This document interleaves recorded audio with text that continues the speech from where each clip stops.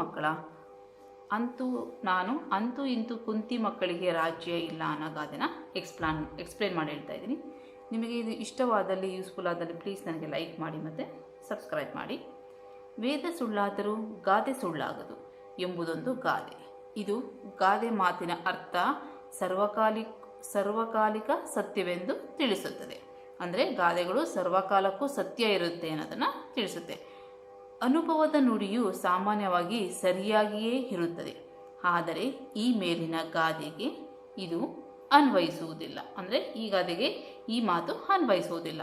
ಕುಂತಿಯ ಮಕ್ಕಳಾದ ಪಾಂಡವರು ರಾಜ್ಯಾಧಿಕಾರವನ್ನು ಹೊಂದಲು ಹಕ್ಕು ಮತ್ತು ಅರ್ಹತೆಗಳೆರಡನ್ನೂ ಪಡೆದಿದ್ದರೂ ಅವರು ರಾಜ್ಯದ ಅಧಿಕಾರವನ್ನು ಪಡೆದುಕೊಳ್ಳಲಾಗಲಿಲ್ಲವೆಂದು ಈ ಗಾದೆ ತಿಳಿಸುತ್ತದೆ.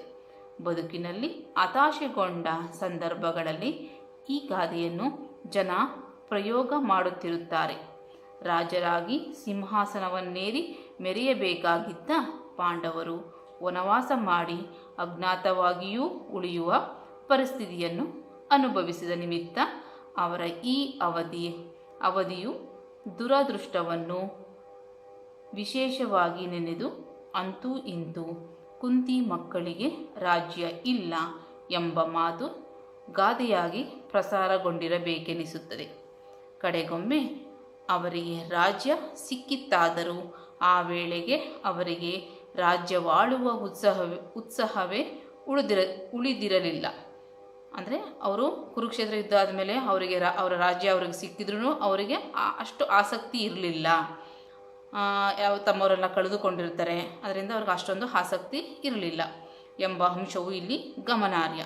ಹಾಗಾಗಿ ರಾಜ್ಯ ಸಿಕ್ಕಲಿಲ್ಲ ಎಂಬ ಮಾತಿನ ಧ್ವನ್ಯಾರ್ಥ ಸುಖವನ್ನು ಅನುಭವಿಸಲಿಲ್ಲ ಎಂಬುದಾಗಿದೆ.